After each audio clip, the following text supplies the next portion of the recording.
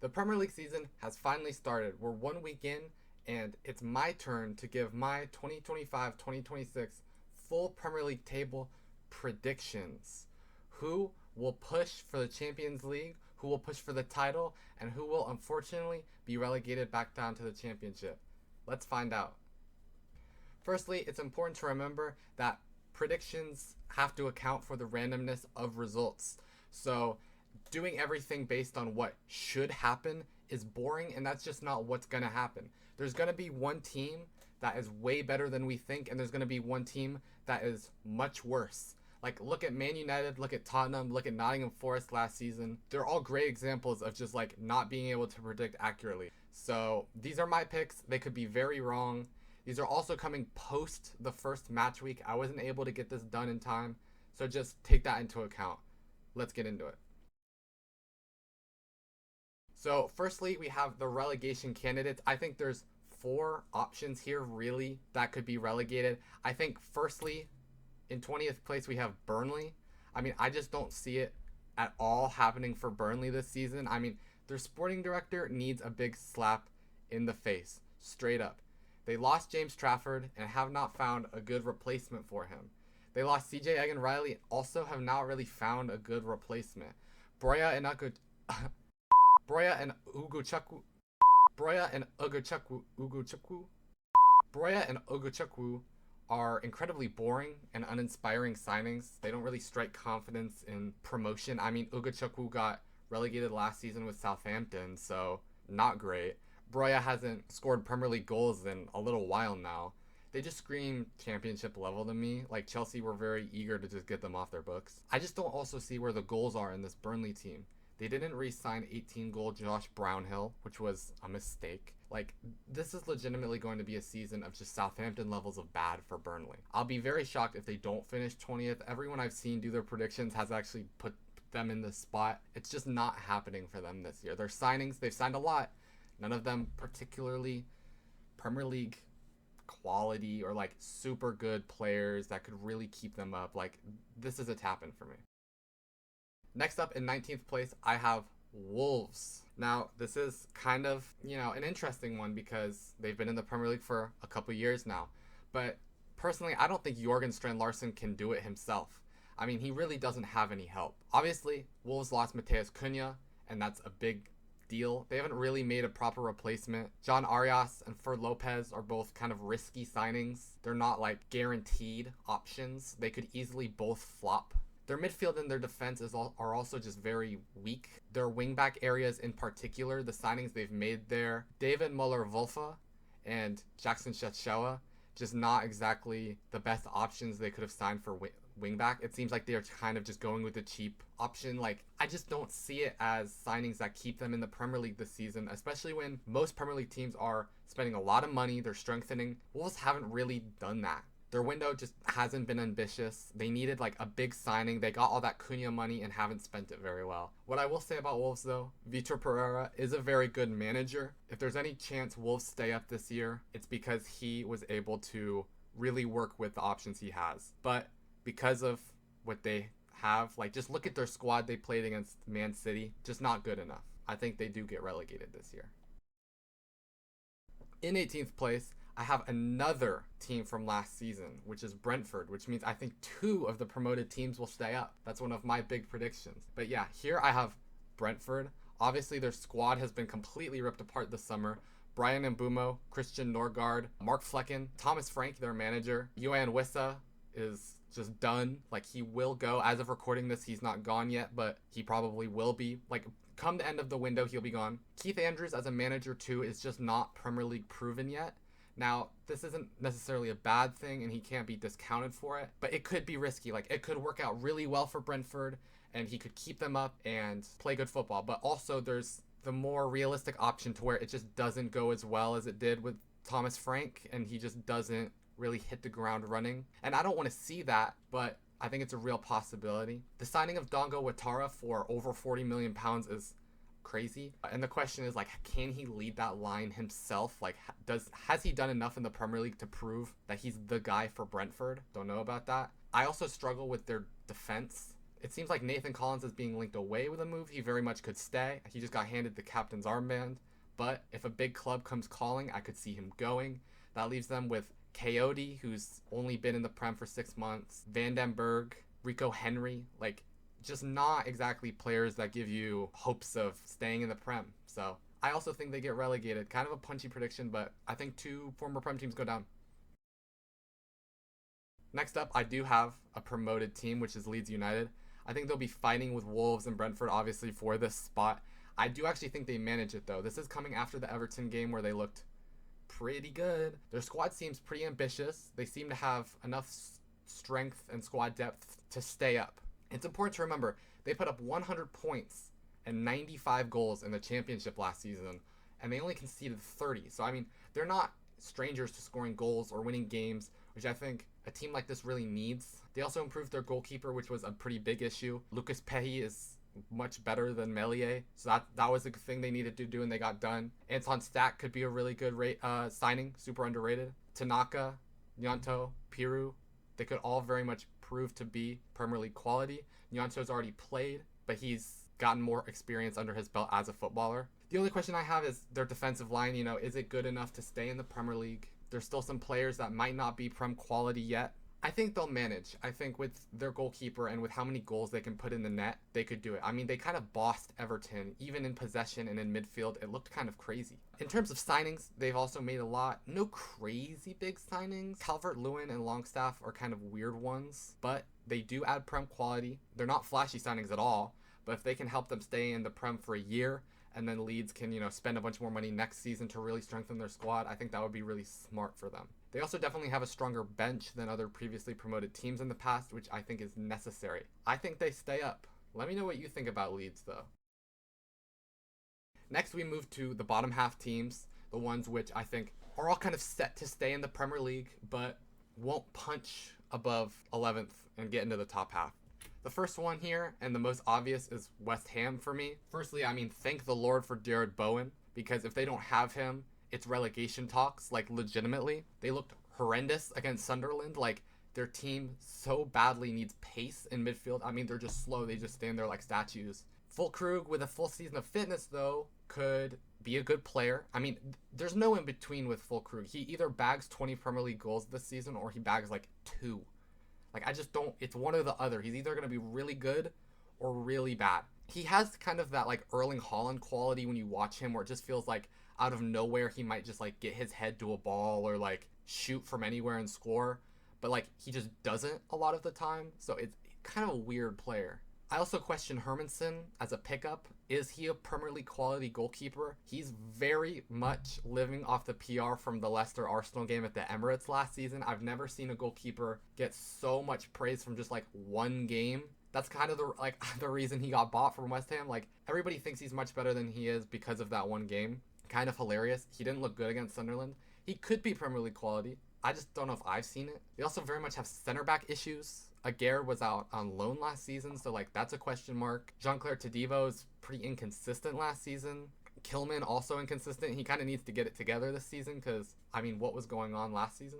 Guido Rodriguez and James Ward-Prowse 2 in midfield just is not a 2. That should be happening or can be happening. I mean, not ideal for a midfield 2. The team as a whole only scored 46 goals last season. Obviously, a bunch were from Jared Bowen. 9 were from Thomas Souček. And there's just no way he manages to get that many again. So it's like your second top goal scorer was a guy who's just not getting that again. So it's like, where are the goals in the squad? Callum Wilson isn't going to get them, I don't think. Like, they need to really do some transfer business. They still have a week and a half, so they could get some done, but I don't know. I would say, though, the academy players could make an impact this season. I could see them doing pretty well and getting some game time. My final note here is Andy Irving should not be touching a Premier League pitch. I just don't think he's Premier League quality, and for West Ham to be fielding a guy like that, it just shows they don't have the depth at all. So they need to do some transfer business.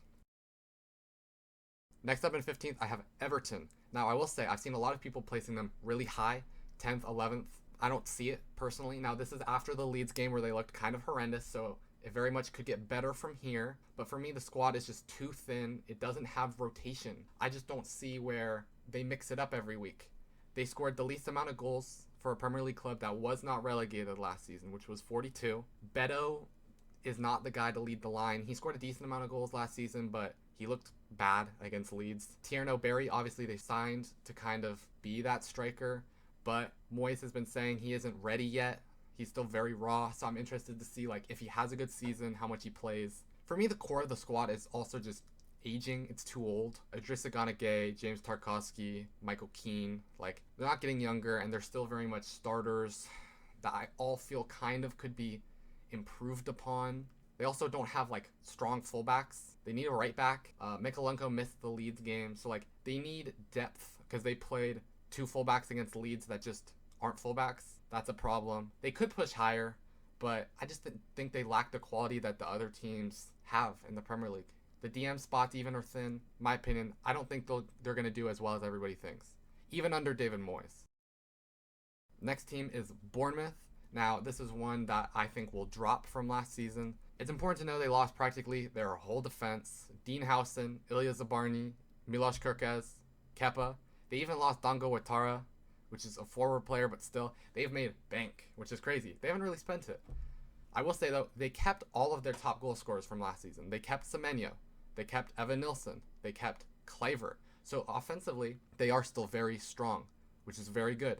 And again, they have probably 150 million pounds to spend in like the next 2 weeks. Now, will they do it? I don't know how much they're going to drop. Like, they could really go out and get like some defenders in, a couple midfielders, and like really strengthen their squad before the window. But as of recording, 14th sounds correct for them. You know what I mean? Personally, too, Senesi cannot be starting games. I don't think he's good enough. If they go into the season with him at center back, I don't see it, personally, the vision. Also, I think Adam Smith at right back is going to need some reinforcement. He's 34 years old now and probably shouldn't be starting every single week. And Julian Araujo probably isn't good enough like as a rotation to really like push up the table. Their squad is worse than last season, but Iriola has proven to punch above his weight. Bournemouth have proven for some seasons that they can surprise. So we'll see what happens. But with the results kind of inconsistent last year still, I don't know. I think 14th is accurate for them. If you've been watching this video, you've probably been wondering, where are Sunderland? The question here is 13th. I mean, I think they're going to be the team to watch this year. As a promoted team, I think they've done quite literally as much as they possibly could have to stay up, and I think they stay up very comfortably. Their sporting director needs a big kiss. Like, I'm being for real. I think Sunderland also, too, will just benefit greatly by everybody underestimating them. Going to the Stadium of Light this season is going to be very difficult to come and just get points. Like, the atmosphere against West Ham was crazy. They were so loud. It sounded like they were in, like, Brazil or Turkey. Like, it was crazy. There's kind of depth everywhere as well. In the striker position, they have depth. They have Maenda. They have Isidore. They have Guiu. Midfielders, they have Lafay. They have Xhaka. They have Diarra. They have Siddiqui. They could all be, like, top half quality. I mean, Xhaka could be top half. Lafay, you know, there's still more to be seen. But I think Habib Diarra could have, like, been signed by Chelsea and people wouldn't have batted an eye. And Siddiqui looked really good against West Ham. Like, just did not stop running the whole game. They strengthened, like, every position they needed to. Reynildo, Roofs, Adingra all looked good. All looked like great signings. Mukiele coming in to help Trey Hume is very good as well. Ballard, Alariti look good in center back. John Lukumi looking like he probably is going to come in as of filming. We haven't gotten it, here we go, but by the time this is out, maybe. And then Talby and Rigg are both promising young talent that could develop, like, to $50 million players, £50 million players. Their bench has depth, just unlike other Prem teams like Everton or Bournemouth or even West Ham. Like, they have better bench depth. When they made subs against West Ham, they looked even better. Like, they just kept pushing the whole game. They're even still looking to do more transfers. They might get Lois Apenda, which would be crazy. Like, I have high hopes for Sunderland. I really think, like, anybody putting Sunderland in a relegation spot, I think it's really just a good reference point to how much they really know about football and transfers. Like, there's no way they get relegated. And if they get relegated, I'll hold my hands up and say I was wrong, but I just do not think so at all. To 12th place, Crystal Palace will probably be unhappy to finish there again, considering, I mean, this is just Palace's place now. They're just 12th place FC. I think they finish there again. I think low-key, if they keep Eze and Guehi, they finish top half probably. They even push up there. But today we got the here we go for Eze to Arsenal. Guehi's looking like he's going to go to Liverpool. So they're going to lose some spots. But you also got to give credit. Oliver Glasner, one of the best managers in the Premier League, like legitimately. Won that FA Cup, won the Community Shield. Very good manager, can't be underrated. Can even do a lot with the squad, even if he loses his key players. The squad is also very settled. You know, Adam Wharton, Ismail Assar, they're only getting better. They still look like to be keeping Mateta, which is a good thing as well. I will say they probably need a few more signings. They need some depth. But they've been showing interest in the market with Zolis or El Canus. I like both of those signings. They also have to play Conference League, which means they might suffer in the league just a little bit with having to play twice a week. Well, that's if they qualify. They play tomorrow. We'll see. I think it'll be fine for Palace. Losing their two key players won't be as big of an issue as everybody thinks. And then finally, the final team for the bottom half is Fulham, also to, I think, stay in their 11th place spot they got last season. Their squad has stayed practically the same, which means I think their position will stay the same. It's looking like, though, they do want Kevin, the Brazilian winger from Shakhtar Donetsk. If they could get it done, they want 50. It's looking like they probably want to pay it. It'll add a lot of offensive flair that I think they do need. The thing about Fulham, though, is they could kind of struggle against teams that are worse than them more than teams that are better than them, which is kind of crazy. If they can convert the results against bottom half teams to positive results and still do well against top half teams, they could easily push even the top half of the table. They were in the top half of the table for most of the season last season, so they could get back up there, but I think for a squad that stayed the same, their spot will stay the same. And I think other teams have just gotten better, whereas Fulham really haven't. But got to give some credit to Marco Silva. Very underrated. I think he'll have another good year at Fulham. Now, I have the top half teams, so the ones that I think confidently, well, not, I wouldn't say confidently, but the ones I think finish in the top half of the table, but just quite aren't title contenders. In the 10th spot, I have Aston Villa, actually to have dropped a decent amount. There's a few issues for me. Obviously, their goalkeeper situation still very open. If Emi Martinez leaves, is Bizot a good enough backup to, be starting every week? Obviously, Villa have to deal with financial fair play, which is annoying, very annoying. And their squad still is kind of thin, and they have to play Europa League. I will say, though, one positive is that it's very settled. A lot of their players have been able to be retained. Morgan Rogers, I would have thought, would have had a lot of interest this summer, but it's looking like he's going to stay, which is really good. Now, he could magically go in the next week, but I think he's going to stay. One issue, though, I think is a problem is that I think they lack surprises. I wonder how much opponents, what opponents know they're going to get from Unai Emery and Villa when they play them. I think one team this season is just going to have to drop. I think Villa are just going to take that bullet a little bit. They haven't been able to strengthen in the way that other top teams have, and I think it's not really Villa's fault for it because of financial fair play, but they just get passed in quality, more so than have gone down in quality. So as a result, I think they drop. In ninth, I have Man United. Now, obviously last season they finished 15th, so this was quite a decent bump for them. I think any team would be happy to go up 6 spots. But I think United are still going to be disappointed this season if they finish 9th. Obviously, they struggled scoring goals last season. They only scored 44 all year. So they went and signed a whole new front three. They went and signed Cunha, who got 15 league goals last season. And Mbeumo got 20 league goals last season. Šeško got 13 in the Bundesliga. That's 48 league goals combined from the front three, which is more than United scored in the Premier League last season, which is kind of hilarious. United will finally have a full season of Amorim tactics. They're finally going to get used to the 3-4-3 he likes to play. I still have worries, though, and that's very much in the midfield. I wonder, the midfield, too, is still very rotation-based. To finish really at the top half of the table, you really got to have 2 starters and then backups. And for me, United just have, guys who can rotate, and I don't know if that works. Their center back area still, as well, is kind of weak. De Ligt looked good against Arsenal, so he could be in for a good season, but it would have been nice if they maybe got a center back. But money is an issue for United, apparently. They haven't seemed to have shown that, but I don't know. They will benefit from no European football. They probably should finish above 9th, but they just haven't been winning games. Even at the end of last season, they weren't winning games. So, what changes now? The front three is also going to need time to kind of gel. There's other better teams than United this season. And although I think they improve, they're not going to, push really far. I don't think so. Next up, in 8th, I have Forest. Now, I've seen a lot of people put Forest right back down to the bottom of the table. In the bottom half, I don't see that happening. I think they stay at the top. Obviously, last season was kind of crazy for them. They went from, 17th all the way up to like 7th, which is quite an improvement. But it's also important to remember Forest's squad has gotten better since last season. Now, I'm recording this after match week 1. They've signed like 3 or 4 players since a lot of people have done their predictions, which does affect like where I'm putting them versus where other people put them.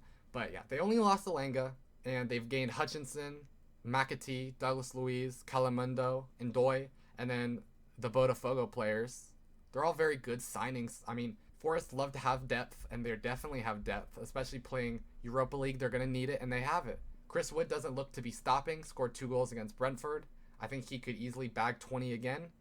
Maybe not quite 20, but near it at least. They're only dropping a position, not because the squad is worse, but because other squads have gotten better. But a lot of people still underestimate Forest this season, think they're going to drop. I don't see it. I think they're really going to establish themselves as a top half team. And, you know, another good season of performances could prove that. So watch out for Forest. In 7th, I have Newcastle United. Obviously, off the bat, the Isak situation is frustrating. Incredibly frustrating. They just need to get him gone to be able to get their striker replacement. Because against Villa, they really lacked Isak. They really needed a striker. Anthony Gordon's not a striker. That's where he was playing. So they just need to get him gone. Not having Isak hurts Newcastle. I mean, in my opinion, the best striker in the Premier League. Erling Haaland's probably a better goal scorer.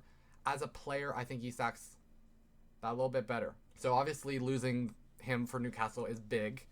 So they drop a little bit. Obviously they have Champions League, which also means more fixture congestion, harder coaching, etc. But Guimaraes, Joelinton, Tonali as a midfield 3, Champions League quality. I mean, very good midfield 3. Their center backs depth is also finally sufficient. Byrne, Cher, Botman's looking like he's going to be back from injury. They signed Malik Tia. Eddie Howe is a very good manager. He should be able to juggle both Champions League and Premier League. The squad is also very settled. A lot of players have finally been there for some time, and they have that squad cohesion which a top team really needs. They're also really scary to play against for teams, especially at St. James Park. Newcastle love to, get a foul in. They kind of play like rugby sometimes, and that plays in their favor. So we'll see what happens with Newcastle. I have them at 7th. They could finish higher. They could also flop, but I like 7th. In 6th place, I have Brighton. This is one of my bolder predictions, above all the teams in this top half of the section. It's going to be a stacked Premier League. I think Brighton have incredible depth. Fabian Hurstler has finally had time to adjust to the Premier League. Last season, I was always a really big fan of his tactics, but not always his squad management. Some of his starting 11s, his subs, I kind of question at times. But undoubtedly, the tactics are there. Keeping both Carlos Baliba and Kaoru Mitoma really big, massive, very important. I also think Matt O'Reilly will have a really, really big season. I think he's going to surprise many. Brighton's only going to get better. Last season, they finished 8th. I think they push even higher. They could even push into a Champions League spot. They could push high. Now, I have a few issues. That's over-reliance on Lewis Dunk. I don't think he can be starting every game. But they also have a lot of center back depth. So, if any of their key players gets injured, they can have a new one come in. I mean, their squad is so big, they can't even fit everybody in the matchday squad. The new Greek signings, Kostoulas. I think Gimas is injured. All very good, very smart. Brighton have proven that when they sign a kind of young player from a team that people wouldn't normally watch, it generally hits. Their hit rate is insane. Tony Bloom, he's a gambling guy, and it pays off a lot of the time. I really trust Brighton to push the ceiling and really just push up the Premier League table. I think they only get better. Their squad has settled another year. Last season was kind of the transition period, and now I think they're finally going to rise in the table. I'd watch out for Brighton. In 5th place, probably my punchiest prediction. I might have said that for the last one. It's Tottenham Hotspur. Having them in 5th is objectively crazy, and I completely understand that. Last season, they finished 17th. Crazy. But Ange is gone. Now, he won them that Europa League, but what he did in the Premier League is still an atrocity, and Thomas Frank will fix it. I'm convinced. They'll look much better under Frank. Now, center backs. Van de Ven and Romero need to stay fit. If they can stay fit, their defensive line can stay fit. It's a big thing. Now, it's a problem because Madison and Kulusevski are injured. They lost Son. That being said, I like their signings. I like Kudus. I think he'll be one of the signings of the summer. Really unlocks their attack. I think Richarlison will have a good season. Solanke has to have a good season, I think. They scored a lot of goals last season, Tottenham, as many as Chelsea. They got 17th, Chelsea got 4th. So, I mean, scoring is not an issue, it's conceding. But that's because their defensive line just couldn't stay fit. I think this season, if they stay fit, their back two center backs stay fit and stay together, they will win a lot more games. The Europa League win should give them ambition to like win a game of football, which was an issue last season. They just like what they lost. Like, what was the point? So we'll see what happens this year. They held PSG in the Super Cup for most of the game. But also, what gives me hope is that Tottenham are really looking in the market. Now, they flopped on Eze as of recording this. When I wrote these notes, it was looking like they were going to get Eze, but now recording, they flopped. Arsenal hijacked him. But the Savinho move, I think, is really good. Getting linked to Hincapié is a big one. There's even more moves that they could get done. I like the Palhinha signing. I really think Tottenham could like really surprise us with one or two more signings before the window closes and really push at the top. Thomas Frank is not playing around. Now comes the title contenders. Now, obviously, there's 4 here. I think everybody has the same top 4. I think the top 4 this season is super, super locked. But Chelsea are the team that I think obviously finished 4th. They're just not better than Liverpool, City, and Arsenal. They're very much in a transition period. They're also still lacking strong defensive depth somehow. I don't even know how it's possible because they signed 1 billion players. I will say though, they got 4th last season. They're probably going to get it again this season, but their squad has improved. It's gotten better. They have even more usable depth. The issue I have with Chelsea though is, their team revolves a little bit too much around Cole Palmer still. He really needs to up his non-penalty goal form. Now, obviously, they'll be looking at Estevao and they'll be looking at Joao Pedro. And when they sign Xavi Simons, to do the same thing, they need to prove that they can not just focus on Palmer. Chelsea are also very much susceptible to a kind of bozo loss against like a bottom half team. Last season, Ipswich, or like, I just worry about them against like worser teams. Sometimes they struggle keeping their composure. I also think it's an issue that they haven't fully cleansed their unwanted players. Like they've sold a lot this year, but they still need to get a lot more out. There's like over 5 people that they need to just clear out, and I think, at least a couple of them are just going to have to stay, and that will have an effect on the training ground and in the team selection, and they're just not better than the top 3 teams. That being said, they've improved past last season. I think they'll have a very good season. In the Champions League, they could push. Although, Champions League is interesting because the Club World Cup win doesn't mean as much as people think it does. Good for them. They're champions of the world. But it's a glorified preseason tournament. That being said, it shows they can beat top-level opposition one way or another. They beat PSG, which is crazy. I don't know what to think of it. I think Chelsea are a lock at 4, though. It's still a very good team, though. In third, though, I have Liverpool. Now, this top 3 could fluctuate in many ways. It could be Liverpool first. It could be Liverpool second. I have them at 3rd, which is my bold prediction. I mean, the top 3 race is going to be pure cinema this year. It's going to be super tight. The points are probably like really tight come the end of the season, like 1 point, 2 points, less than 5-point gaps, I would assume. Obviously, they've had a crazy summer. Wirtz and Ekitike are magnificent signings, costly, but really good signings.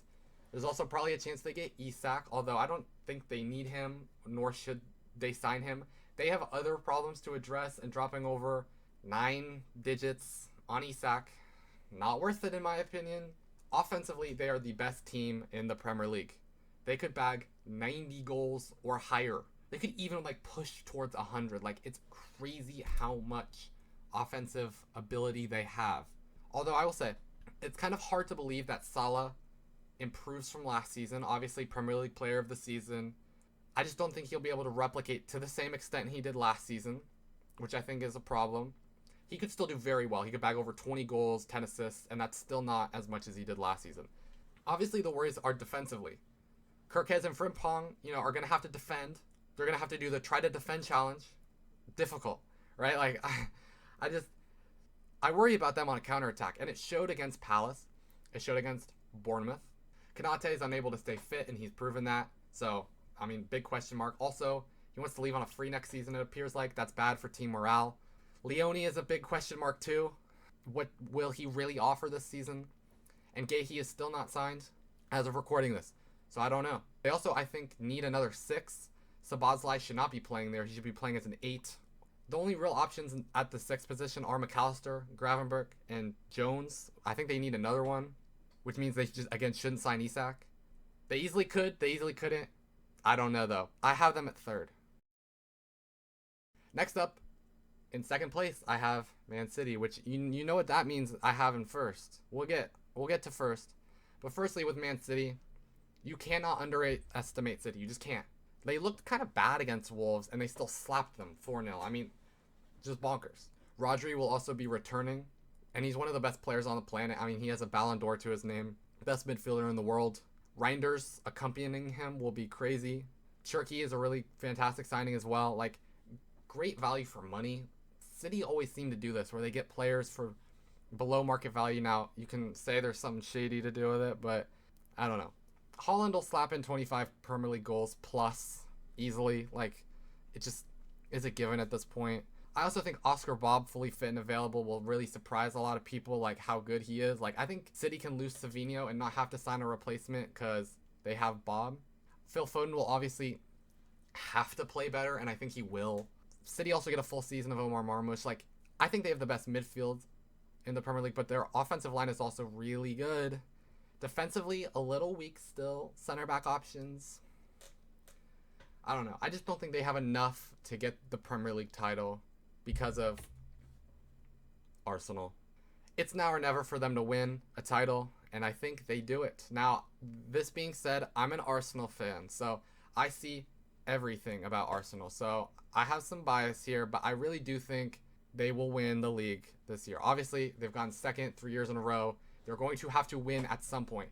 They've been right there for a while now, and I think they do it. You know, City have the best midfield in the Prem. Liverpool have the best attack. Arsenal have the best defense. And I'm American. Here they say defense wins championships. And I think for Arsenal, this is going to be true. Gabriel and Saliba are still in their prime, even entering their prime. Saliba's a lot younger than people think.